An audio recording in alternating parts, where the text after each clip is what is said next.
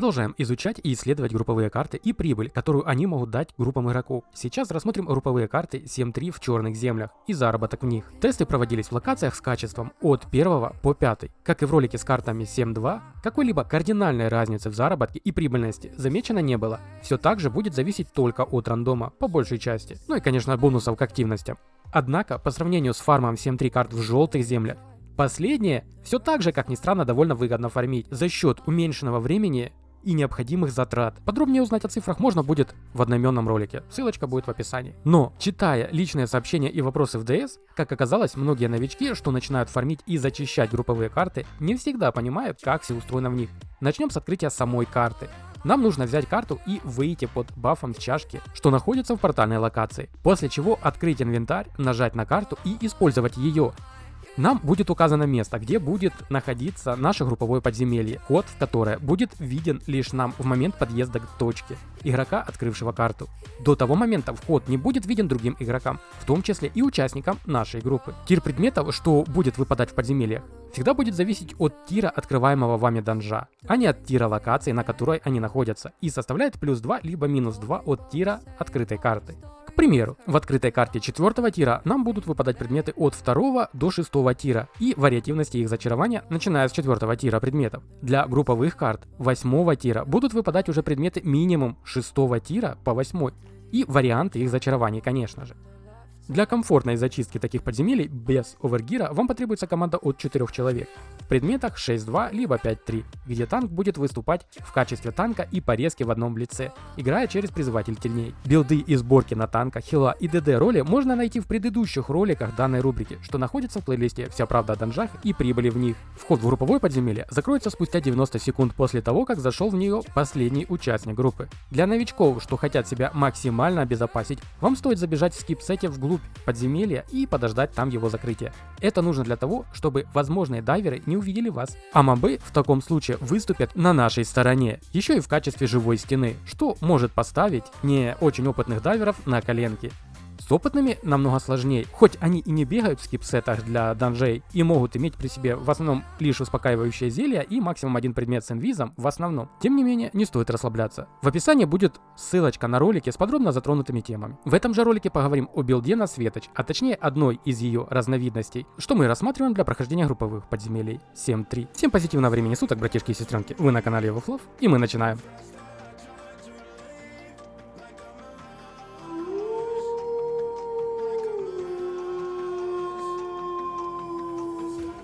В рамках рубрики «Вся правда о данжах и прибыли в них» происходят розыгрыши, для участия в которых вам нужно оставить комментарий, желательно сразу с игровым ником персонажа, а также не поскупиться на лайк. На третий день после выхода ролика я при помощи рандомайзера определю 2 победителей. В дальнейшем будет и 3-е место. Второй розыгрыш в данной рубрике для внимательных зрителей. Вам нужно отыскать и указать в комментариях 3 ошибки, что я допустил намеренно в ролике, из 5, характерных для данной рубрики. Разыгрываю ездовых маунтов в обоих розыгрышах. В ролике будет показан путь к призам на острове. Победители будут уведомлены во вкладке сообщества со скриншотами розыгрыша. Видеопроцесс розыгрыша будет показан наглядно. В последующем ролике данной рубрики приз внимательному зрителю по возможности вручается лично для записи и вставки в ролик. Всем внимания и удачи! И не забывайте проверять правильность написания игровых ников. Также вы получите письмо с уведомлением о подарке по внутриигровой почте. Ну а мы переходим к самому билду. Светоч – весьма мощный вид оружия, способный выдавать огромный урон по группе мобов и значительно ускорять зачистку самих подземелий. А мастерки, что будут прокачиваться в групповых подземельях, только усилят сам посох и ускорят скорость прохождения этих же самых подземелий. Однако, у новых игроков и совсем новичков могут возникнуть сложность с освоением билда и необходимостью закупать дорогой билд. Поэтому я дал бы ему 3,5 моли из 5. Обозначение моли и их градацию вы сможете узнать в описании. На голову берем капюшон убийцы со способностью медитация, что позволит нам откатывать 80% времени восстановления наших способностей. Однако, учитывайте тот момент, что способность требует поддержания в течение почти 3 секунд, и ее могут сбить АОЕшной способностью мобов. Из пассивных способностей берем находчивость для ускорения времени восстановления наших способностей. Если вы играете в группе из 5 человек и у вас 2 королевские куртки с откатами, на голову можем взять колпак друида со способностью круг восстановления, что будет восстанавливать энергию участникам группы. Из пассивных способностей берем агрессию для увеличения нашего урона. На тело берем мантию друида со способностью неумолимая мощь. Ротация, на стака которой и принцип игры на билде будет показан далее. Баф неумолимой мощи дается на 10 секунд, в течение которых нам будет даваться стак бафа, увеличивающего наш урон на 6%. Стакается до 6 раз, дав нам Таким образом, плюс 36% к урону. После настака будет действовать еще 10 секунд. Из пассивных способностей берем агрессию для увеличения того же урона. На ноги можно взять два варианта. Первый – ботинки лазутчика со способностью портал ярости, что может выступать в качестве нашего сейва, давая нам возможность 2 раза телепортироваться или блинкануться, кому как удобней, еще и получив в момент телепорта иммунитет в 0,2 секунды к урону. И за каждый такой блинк давая нам баф к урону в 8%. За 2 блинка получим 16% к урону. Пассивная способность – находчивость для ускорения времени восстановления способностей. Второй вариант более прост в применении и также повысит наш урон. Берем королевские сандалии со способностью безрассудный бросок, что увеличит наш урон на 15% и скорость передвижения, но вместе с тем снизит нашу защиту на те же 15%. Из пассивных способностей используем агрессию, разница всего в 1%, но за счет пассивки на агрессию мы получаем больше урона. Как и в случае с шапкой друида, более профитно использовать в группе из 5 человек и 2 откатами. Плащ города Корлеон для возможности применения 2 Q подряд, что упростит ротацию способностей. Из еды жаркое 8 тира, из зелий успокаивающее зелье для сброса мобов с себя 3 тира, что действует на соло игрока, и 5 тира для группы, к примеру в начале данжа, пока мы в него забегаем. Для подстраховки берем банки энергии. На светоча берем такие способности. Q. Украшение материи, что позволит поддерживать на нас заряды трансформации между пулами мобов во время нашей перебежки между ними. Не бросаем в танка перед пулом мобов, иначе все мобы загорятся на нас. W. Искажение. Используем после стяжки танка в группу мобов для активации пассивного навыка и ротации мантии друида. Из пассивных способностей используем долой правила, что после применения нашего W навыка увеличит скорость чтения способностей на 30%. Нужно для ускорения способности в форме птицы рассвета. E. Как раз таки и превратит нас в ту самую птицу рассвета с новыми способностями. W. Приговор. Его-то мы и стараемся усилить всевозможными бафами на урон. Просто разрывает собранный пул мобов, внося огромный импакт в его уничтожение. А наша пассивная способность ускоряет время его чтения. Q. Пронзающий свет, что нанесет урон всем мобам по прямой линии. Перед его применением нужно ударить моба с руки, то бишь автоатакой, для того, чтобы повесить на него дебаф искра света, для нанесения дополнительного урона. При наличии одного активного заряда трансформации заряд пропадет, а навык уменьшит откат на 60%. Итого вместо 5 секунд будем иметь откат в 2 секунды. Ротация примерно такова. Мы набираем заряды трансформации 5 максимум, 2 из которых идут на W, и 3 заряда сможем как из пулемета выстрелить нашей кьюшкой. Не забывайте в промежутках давать автоатаки для нанесения на противника усиления урона в виде искры света. Сама же ротация друидки и действия светоча в среднем будет выглядеть примерно так. Как только танк отправился собирать пул мобов, активируем друидку, сразу получаем стак. Даем 2 кьюшки с нашего плаща и 1 кьюшку без плаща, если он в КД. Получив 2 заряда трансформации и 2 стака друидки. Прыгаем 2 раза на сапогах, получив бонус к урону и 2 стака друидки. В этот момент у нас уже будет 4-5 стаков друидки и 2 заряда трансформации. W даем по мобам сразу же после стяжки танка. Получаем 2 заряда трансформации. Активацию пассивки светоча и 6 стак друидки. Прожимаем E, что также даст нам стак друидки, если у нас их было 5 при КД плаща. После чего кастуем в пак мобов наш приговор. И после собираем то, что из них выпало. Друзья, братишки и сестренки, далее будет открытие сундуков финального босса, как пример лута, что мы можем получить в них, и пруфа открытия 50 сундуков. Для вашего удобства сделаны тайм-коды. И до встречи со всеми в итогах.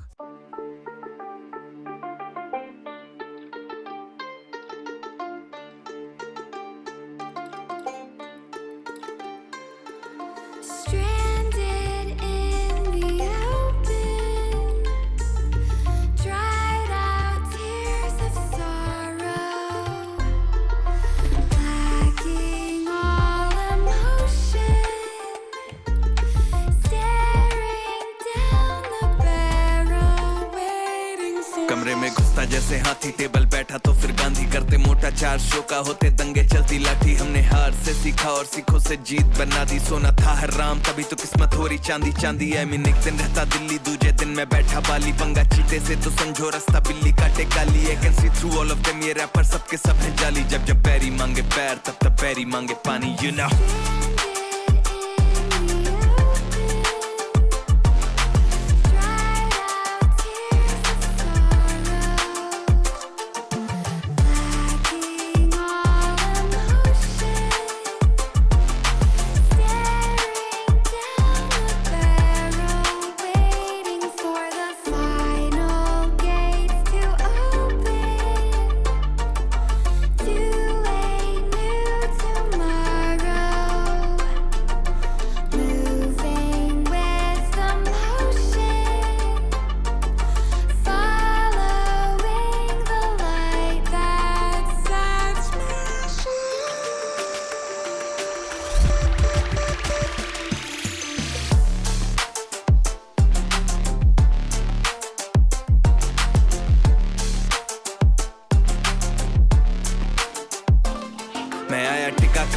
हिला सकता नहीं है कोई, हम हराम करके नींदे इनकी मनमानी से सोए, अरमान है लेनी और जमीन ना की अरमानी है बोई, और जैसे हम करते बाबे ऐसा या करता नहीं है कोई, क्योंकि शो के स्टॉप पर ठहरा दें दिक्कत ताकि तो कहना बेचादर और टांगे फैलाते और मजनू अपनी लैला के मैं हूँ डिमांड में आजकल जैसे सर पे सहरा है, और जब भी देते हैं तो खाओ काफी गहरा दे, you know it.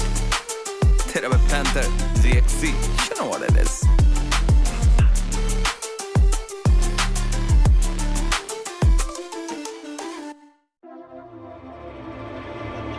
It's like clockwork, how it always ends. Bite my tongue, 'cause I have to pretend. Buried all my feelings, find them in a coffin, but there's no space for healing or letting you in. Round and round is all we ever go. We can't call this love, but it's all we've ever known. Back and forth is all we have control. We can't call this love, but it's all we've ever known.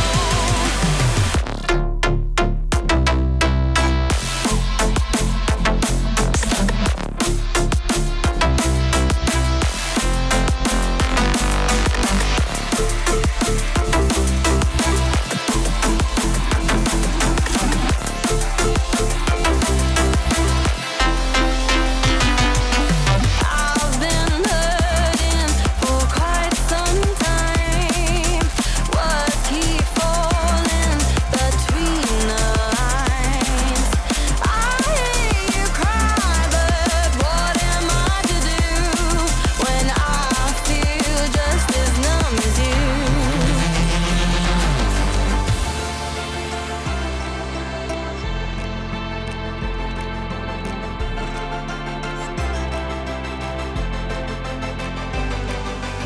Round and round is all we ever go.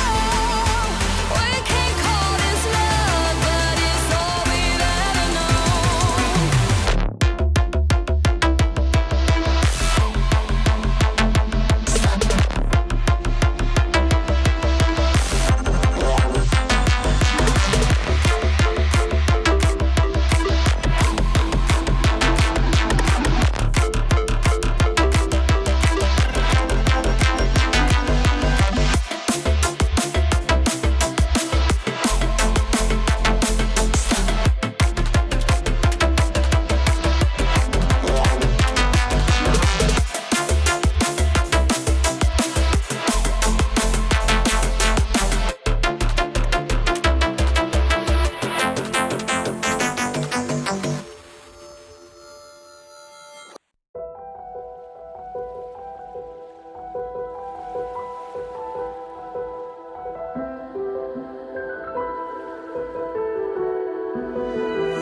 Ei menina, mostra o teu poder. Desliza no beat, faz acontecer. O mundo gira ao teu redor.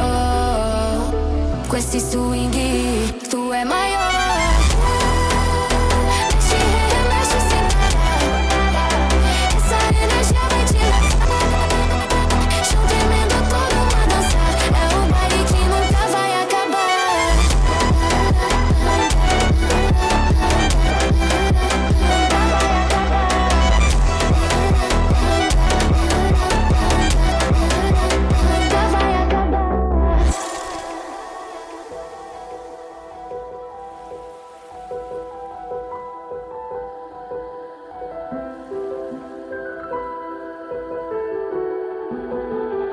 Sobe o clima, sente o calor. Requebra no ritmo, sente o amor. Vem no flow, não pode negar. Essa vibe é nossa, pode acreditar. Mexe, remexe sem parar. Essa energia vai te levar. Chão tremendo, todo mundo a dançar. É um baile que nunca vai acabar.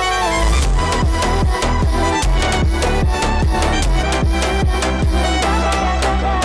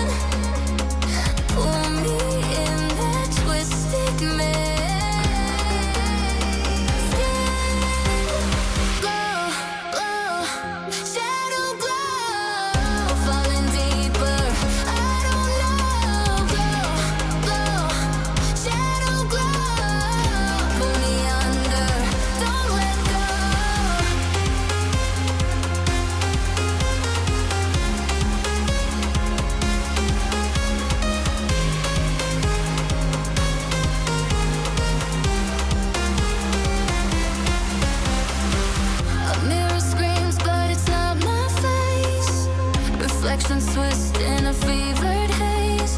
The crowd is a sea, but I'm still alone, chasing whispers I'll never own. Yeah, it's heavy, it pulls me in, pull me in that twisted maze.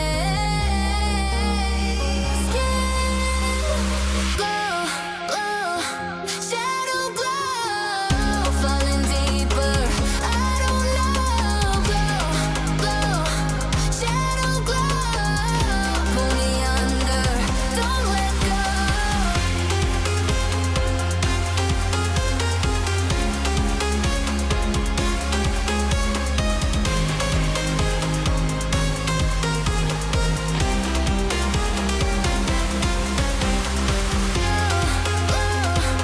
glow, falling deeper, I don't know. Glow, glow, shadow glow, pull me under, don't let go.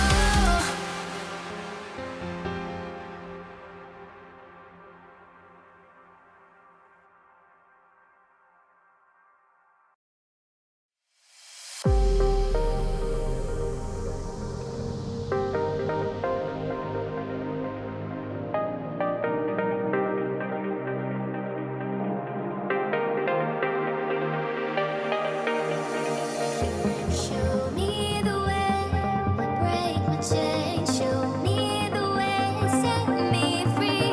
Show me the way, break my chains. Show me the way, set me free.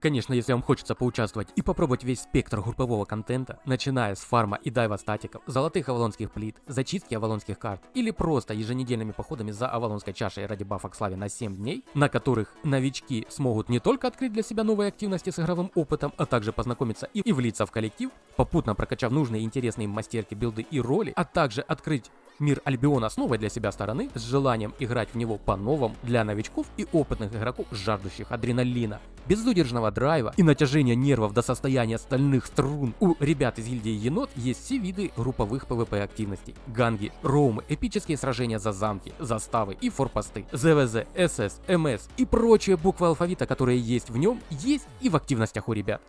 Коллектив дружный, веселый и на позитиве с печеньками. Всем помогут, научат и подскажут не только как играть, но и как зарабатывать звонкую монету в Альбионе, тем самым наладив стабильную экономику вашего персонажа, полное отсутствие налога и доступ к убежищу гильдии, со всеми плюшками в нем, а также у каждого новичка в гильдии Еноты будет 2 недели на освоение в гильдии, игре и налаживание экономики. Ребята играют в 3 таймера, в 10, 12 и 14 по UTC, так что все желающие научиться, развиваться и расти скиллом в игре в массовых сражениях найдут таймер, удобный для себя, в свое время. Система отпусков и полный соцпакет компенсаций за гильд активности и падения в них. От вас желание играть, наличие дискорда можно и не говорить, но слушать обязательно. Да и набор проходит там же, через приемку и собеседование. Ссылочки на дискорд приемки, где можно подать заявку на вступление к енотам, я оставлю в описании. В итоге у нас вышла себестоимость карт 22 миллиона 999 тысяч 450 единиц. При закупке с рынка в группе из 5 человек на человека выйдет 4 миллиона 599 тысяч 890 единиц серебра. Серебра с пола было поднято на сумму в 3 миллиона 877 тысяч 540 единиц. Возможен перекос в зависимости от встреченных вами чаш с бафом на серебро и количество этажей в самих открытых подземельях. Славы с мобов заработано 51 миллион 412 тысяч 490 единиц, без учета бонусов с активностей, авалонских чаш и прочих бонусов. на славу. На ремонт ушло 437 839 единиц. Времени затрачено 24 часа и 5 минут. Все будет зависеть от количества этажей, что будут вам попадаться, количества игроков в вашей группе, экипировки и наличия 5-х этажей, что будут вам попадаться. Очков благосклонности было заработано 59 350 единиц, что принесет нам в серебре через покупку выкачанной энергии 3 245 320 единиц серебра. Средний диапазон заработанных кулачков в рейтинг составит от 420 тысяч до 500 тысяч в среднем. Прибылью мешками с серебрами заработано 10 752 тысячи. Книгами интуиции заработано славой 746 тысяч. Суммарно лутом заработано 34 109 220 единиц. В итоге чистой прибыли у нас вышло 46 946 297 единиц серебра на одного участника группы. Это сумма чистой прибыли с вычетом суммы за ремонт и стоимости карт. При походах в желтых землях прибыли, как ни странно, будет немножко больше. За счет более скоростного прохождения плюс прибыли с очков фракций, а также отсутствие необходимости брать с собой скип-сет в сам данж, за счет чего у нас больше будет свободных слотов. А также экономия времени за счет открытия таких карт в одной локации. В среднем при зачистке групповых карт 7.3 в черных землях заработок в час составляет примерно 1 956 095 единиц серебра. Стоят данные карты вашего времени и внимания или же нет, решать только вам, друзья. Я же лишь помог вам понять, чего они стоят и чего стоит ожидать от данных карт в черных землях. Пишите в комментариях свои дополнения, предложения и вопросы. А можем там с вами, как всегда, просто пообщаться, либо что-то обсудить. Оценивать же данную работу своим всепродвигающим лайком или же нет, решать только вам, как и подписка на канал. Приятной нам игры и только позитива в процессе. Всех братишек и сестренок по-братски обнял и приподнял. До новых встреч. И, кстати, да, не забывайте при желании делиться в комментариях вашими результатами прибыли с групповых карт, если вы, конечно, их ходите, данного тира или выше.